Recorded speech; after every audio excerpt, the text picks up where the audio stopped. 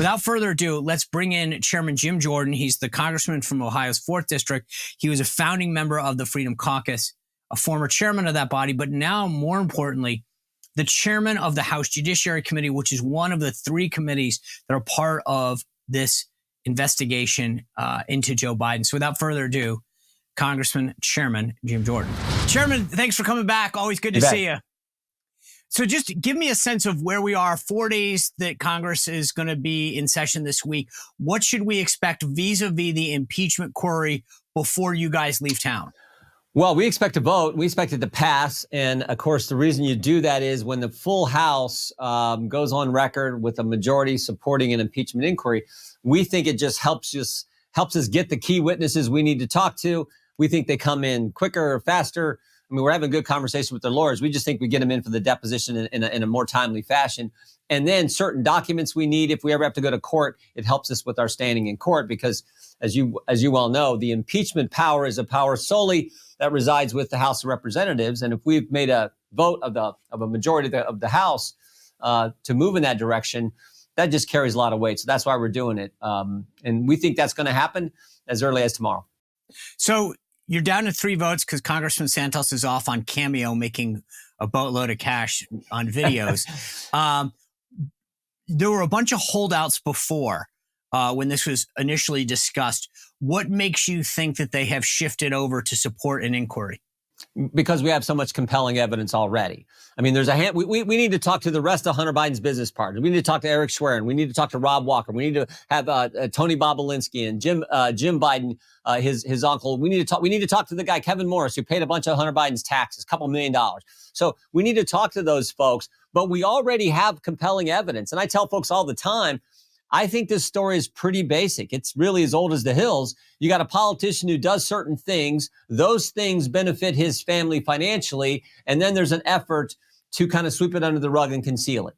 And of course, that effort to conceal it was largely David Weiss and how he handled the investigation into Hunter Biden.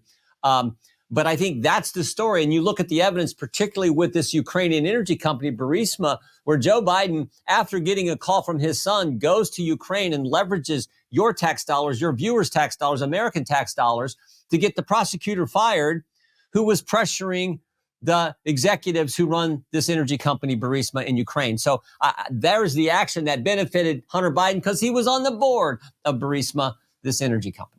So how much last week we saw Hunter Biden, another 9 charges come out against him, 3 felony charges for not paying up to $1.4 million in taxes. Yeah. I feel like that helped a lot of members come on board because Joe Biden had said, my son has done nothing wrong. I knew nothing of this. He's the greatest and smartest guy ever. And now these members can see that he clearly lied. Is that a fair statement?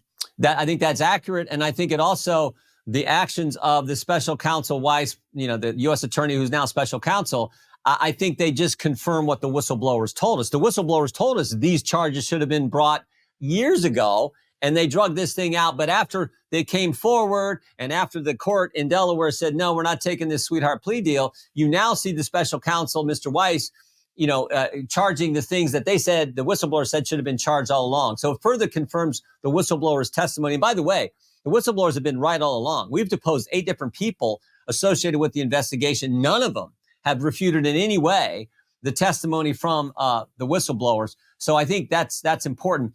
Finally, I would add, this is why the impeachment inquiry is so good or so important, is because there are 2 lawyers who the Justice Department refused to let us talk to, Mr. Daley and Mr. Morgan. These 2 individuals said they were all for charging the 2014, 2015 tax years, which is where the bulk of the money from Burisma was coming in. They were all for doing that. Then they changed their position. And as you know, the U.S. attorney, Mr. Weiss, now special counsel, Mr. Weiss, let the statute of limitations lapse for those years. And I say that's an important fact because Burisma takes you to the White House. This takes you to Joe Biden, and they weren't going to have that part of the deal, part of the charging. So this is, with the impeachment inquiry, we think it helps us get Mr. Morgan and Mr. Daley in for the depositions that we've been asking for now for months, and the DOJ refuses to do. So a lot of the reports that I read have said that you guys are constructing this in a way that you believe the courts will have to intervene. Is that a fair analysis of what's happening?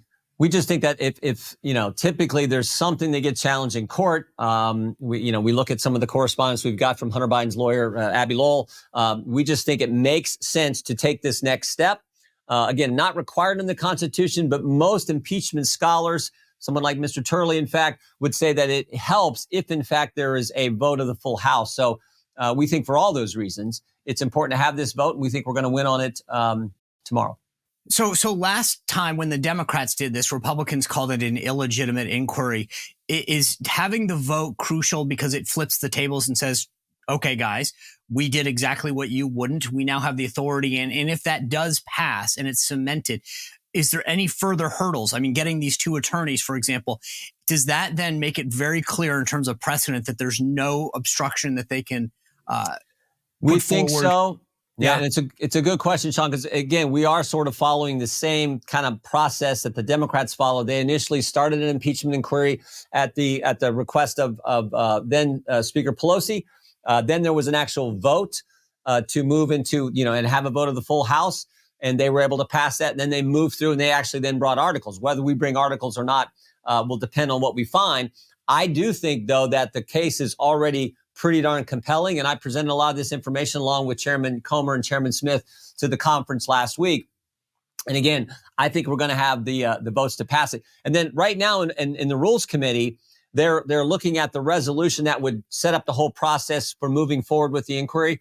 And it's exactly the same rules that the Democrats had 4 years ago when they did their crazy impeachment of President Trump. So you guys have three committees looking into this. Your committee, the Judiciary Committee, Comer, you mentioned he's got House or the Oversight Committee, and then right. Chairman Jason Smith has the Ways and Means Committee. Walk us through kind of what the jurisdiction is and what each committee will look at. We've primarily focused on David Weiss's investigation. So we've talked to 2 FBI agents. We've talked to a number of people from DOJ. We've talked to the U.S. Attorney in Washington, D.C., Mr. Graves, and we've talked to the U.S. Attorney in California, Mr. Estrada. So we've done that. We need to talk to Morgan and Daley, and then we will help with the Oversight Committee, who has been focused on the business side of things, which is we will help them in the depositions of Mr. Schwerin, Mr. Walker, Mr. Bobulinski, Jim Biden, and Kevin Morris, the people who were involved in a kind of a real close way with Hunter Biden's business operation. So we will help with that. And then, of course, the Ways and Means Committee has focused primarily on the 2 whistleblowers, Mr. Shapley and Mr. Ziegler, who came forward. And I've said, as I've said many times, their testimony has not changed. The White House's story has changed multiple times. The Justice Department's story has changed multiple times.